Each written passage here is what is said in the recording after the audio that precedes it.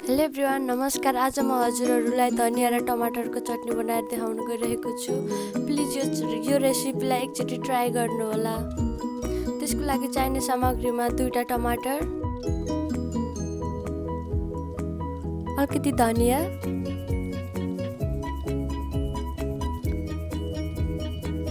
एउटा खुर्सानी, थोरै अदुवा लसुन,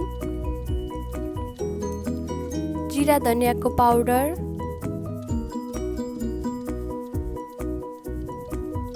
तोरीको तेल, स्वादअनुसार नुन, एउटा सुकेको खुर्सानी र थोरै फुराउने मसला,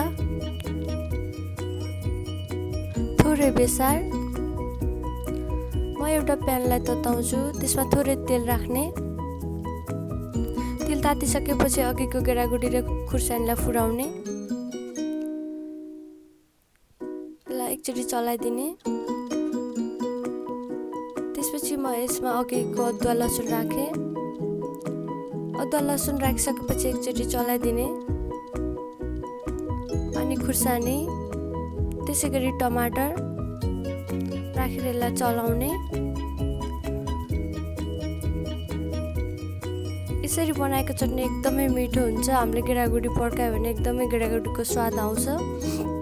त्यसैले मैले पड्काएको छु गेडागुडी।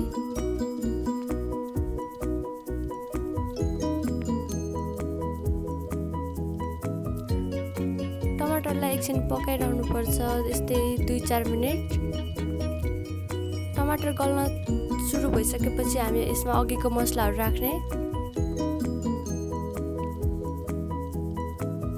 बेसार, जिरा धनियाको पाउडर, स्वादअनुसार नुन, सबै कुरा राखेर एकचोटि मजाले चलाउने। हजुरहरूलाई ड्राई जस्तो लाग्यो भने थोरै पानी राखेर चलाउँदा पनि हुन्छ। टमाटर राम्रोसँग गोलिसकेपछि यो लगभग पाकिसकेको छ। माथिबाट यसमा थोरै धनियाहरू राख्ने र मजाले चलाइदिने। धनियालाई धेरै बेरसम्म पकाउनु हुँदैन, 15-20 सेकेन्ड मात्र चलाउनु होला धनिया राखिसकेपछि।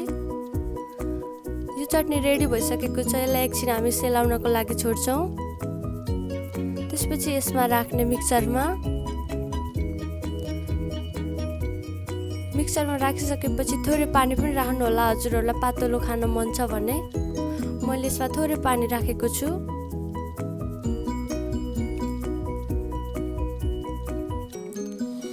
त्यसपछि यसलाई 1 मिनेट जस्तो पिन्नु होला। ल हेर्नु त, चटनी कति राम्रो देखिएको। यो रेडी भइसकेको छ। हजुरहरूलाई यो रेसिपी कस्तो लाग्छ प्लिज कमेन्ट गरिदिनु होला। यस्तै रेसिपी हेर्नको लागि मेरो च्यानललाई सब्स्क्राइब गरिदिनु होला। Thank you.